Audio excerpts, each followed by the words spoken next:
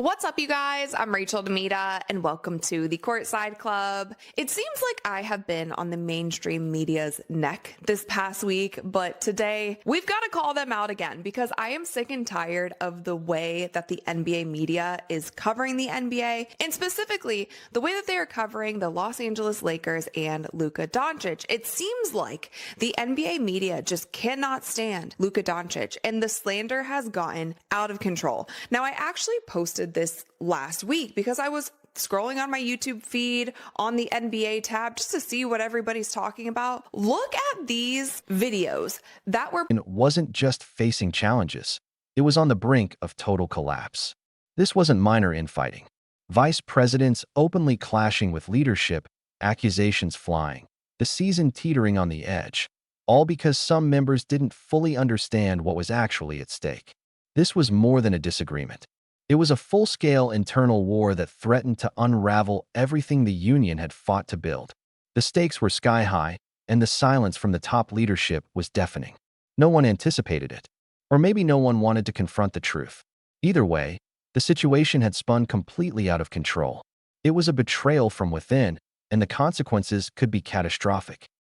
on the NBA tab just to see what everybody's talking about. Look at these videos that were posted within a 24-hour time span. This one says, loser behavior, what Luka Doncic has to fix in order to succeed with the Lakers. Luka is unwatchable. This is annoying. Luka Doncic is unwatchable with the Lakers. This one says, fool's gold. Why Luka Doncic and the Lakers is fool's gold. But had to get LeBron in there in the title because, you know, that's a key search word.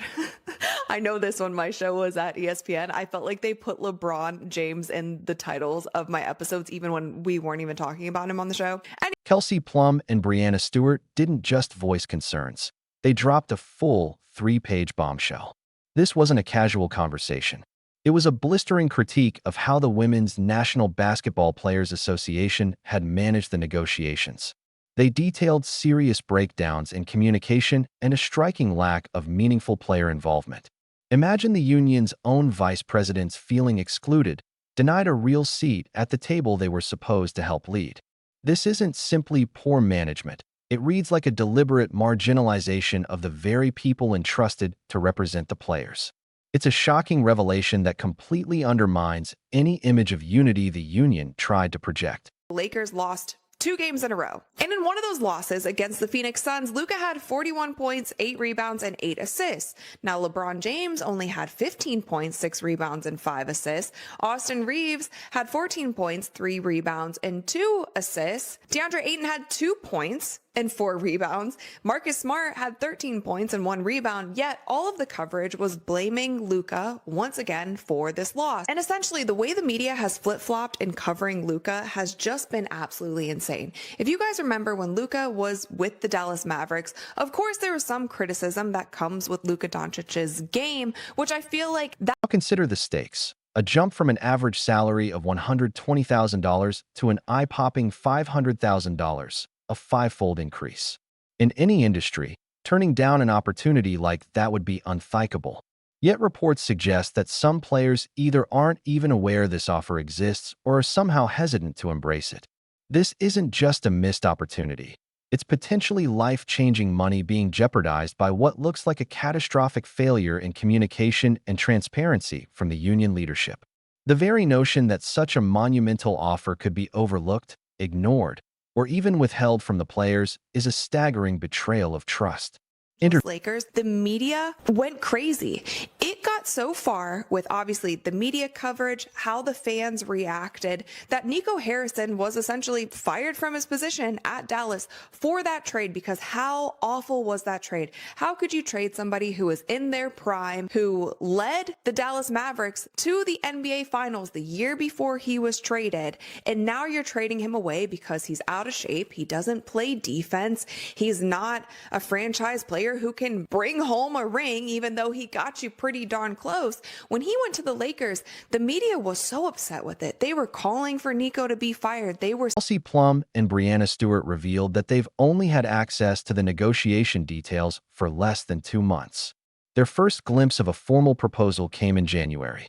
Since then, they've repeatedly requested critical information, detailed expenses, revenue breakdowns, comparative analyses of strike losses versus potential CBA gains, and rookie salary structures, but received nothing in response.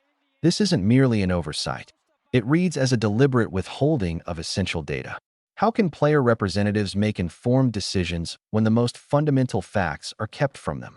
This lack of transparency is a ticking time bomb, and it underscores just how deeply this internal conflict has the escalated. hypocrisy in the media was Draymond Green. And I want to share with you guys a little clip from his podcast where he talked about the double standard with Nico Harrison for trading Luka because he didn't believe in some of his habits. So this is what Draymond Green had to say. But now when I turn on the TV, all I see is everybody in the media who crushed Nico Harrison, who essentially aided in him getting fired,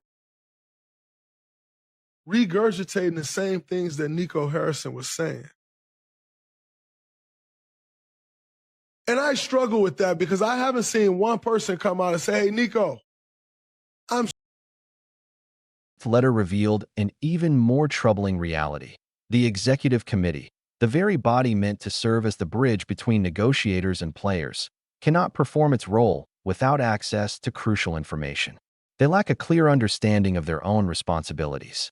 How can they guide the membership or secure approval for any agreement if they're essentially operating blind? This isn't just poor coordination, it's a systemic failure at the highest levels. The committee's ineffectiveness leaves the broader player base uninformed and exposed, creating the perfect conditions for disastrous outcomes. It's a complete collapse of governance, putting everyone at risk. Poor outcomes. What Draymond Green is saying here is you came down so hard on that trade. You said that Nico was crazy. You said that the excuses that he was giving as to why he traded Luka Doncic were invalid because you had somebody who was a generational talent like Luka Doncic, who has been an MVP candidate, who led his team to the finals. Everybody, are we forgetting what everyone in the media was saying? There was not one person, maybe honestly, I think it was maybe Kendrick Perkins was the only one that said Dallas might be better without him. And everybody called Kendrick Perkins insane when he said that. And that is the hypocrisy that... Even more troubling, Kelsey Plum and Breanna Stewart shared that when they, or other players, tried to raise legitimate concerns, they were made to feel as if they were working against the interests of the Players Association. This isn't constructive feedback or dialogue. It's a deliberate attempt to suppress dissent. Across the league, many players feel the same pressure but are either too intimidated or too constrained to speak out. This culture of fear and internal coercion is the real toxicity undermining the union. It confirms the harshest accusations, exposing a climate of intimidation. Caliber season this season. It was going to be able to lead the Lakers to a championship this season with the roster that they have constructed. You shouldn't be talking about basketball. And so that's what confuses me with all of this, is how the media is just so confused as to why the Lakers aren't performing, why they're losing games. It's not because of one person. And I also wanted to share with you guys this clip that was from The Ringer, where they were talking about Luka Doncic MVP finishes by year. Luka's MVP finishes by year. This is his 8th year. Didn't finish first year, 4th second year, 6th third year, 5th, 8th.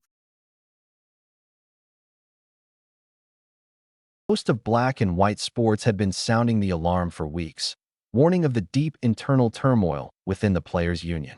He predicted exactly what unfolded.